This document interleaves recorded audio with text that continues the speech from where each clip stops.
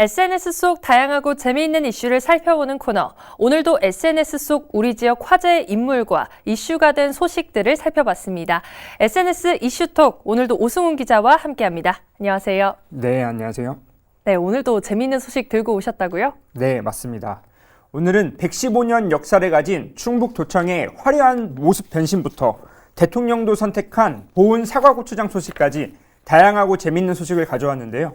다 같이 한번 만나볼까요? 네, 첫 번째 보겠습니다. 115년 역사 대변신인데요. 어떤 내용일까요? 네, 115년 역사 굉장히 오래돼 보이죠? 바로 충북도청을 일컫는 수식어이기도 합니다. 김영환 충북지사는 본인의 SNS를 통해 115년의 역사와 문화를 가진 충북도청을 새롭게 탈바꿈했다, 이런 글을 남겼거든요. 같이 한번 보시면 이 빛과 영상의 향연에 함께 즐겨보세요, 이런 글과 함께 이 도청을 새롭게 탈바꿈시켜줄 미디어 파사드 전시를 하게 된 겁니다. 아쉽게도 내일인 9월 7일 저녁 8시가 마지막 이제 공연이 될 것 같다고 하거든요. 네, 그래서 우리 시청자분들을 위해서 도청이 어떻게 바뀌었는지 미디어 파사드 영상을 준비했다고요? 네, 맞습니다. 제가 직접 영상을 준비했는데 같이 한번 만나보시죠.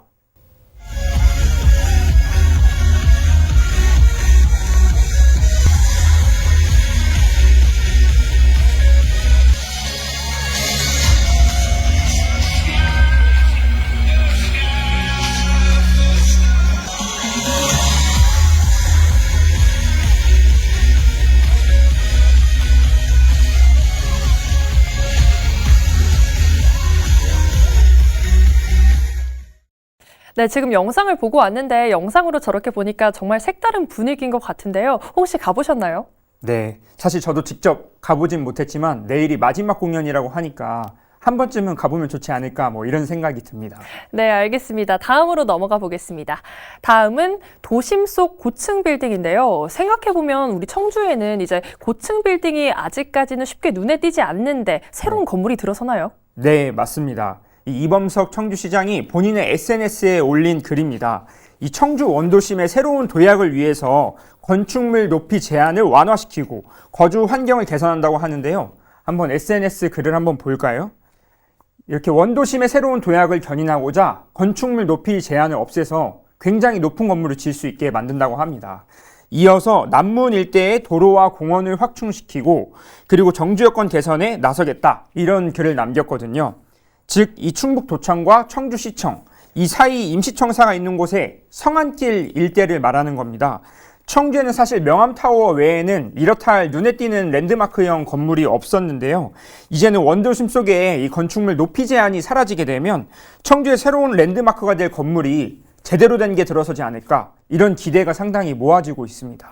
네, 그렇군요. 고층 빌딩이 들어섬으로써 랜드마크도 만들고 또 원도심 활성화에도 크게 기여했으면 좋겠는 바람입니다.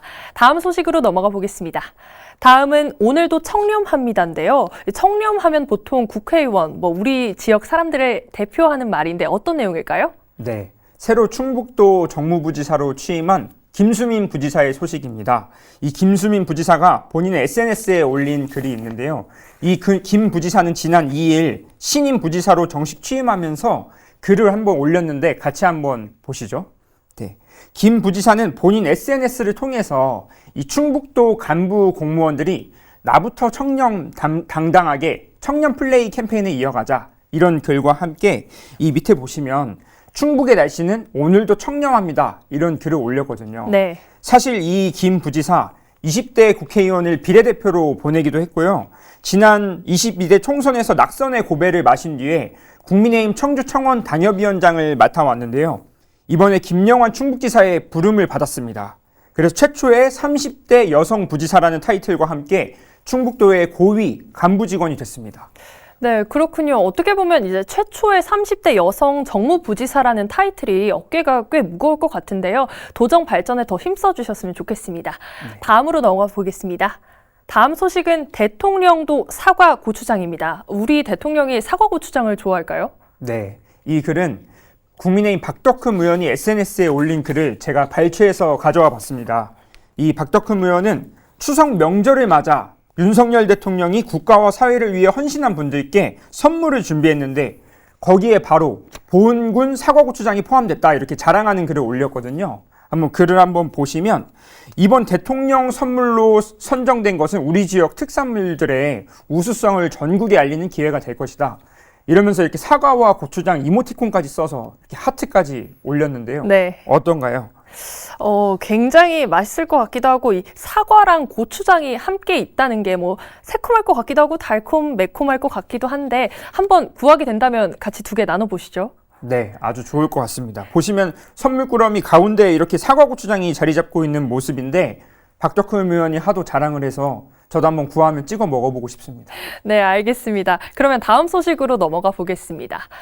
오늘의 마지막 소식은 민생경제 부자 감세입니다. 지금 야당이 정부에 대한 비판 수위를 높이고 있는데 어떤 내용일까요?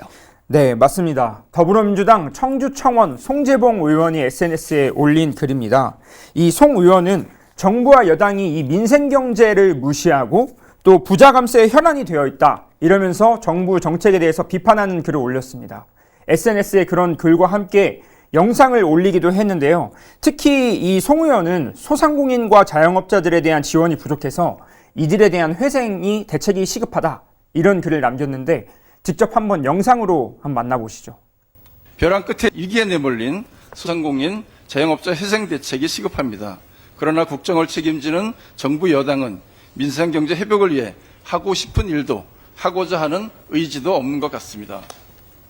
국민 소득 지원, 소비 진작, 골목 상권 활성화, 세수 증대 효과가 기대되는 민생 회복 지원금을 대통령은 거부권으로 대응하고 한동훈 대표는 나라가 망한다며 호들갑을 떨고 있습니다. 네, 영상을 보니까 민주당에서 추진해왔던 민생회복 지원금과 관련해 대통령이 최근 거부권을 행사한 것에 대해 비판 수위를 상당히 높이는 것 같습니다. 네, 그런 것 같네요. 날이 갈수록 여야 간의 대립각이 커지는 것 같아서 우려하는 분들도 많으실 것 같은데요. 정부와 여당, 야당이 서민들의 경제 활성화를 위해 언젠가는 협치하는 모습을 보여주면 더 좋지 않을까라는 생각이 듭니다. 오늘 소식은 여기까지입니다. 오늘도 고맙습니다. 핫 컨텐츠 앤 뉴스 HCN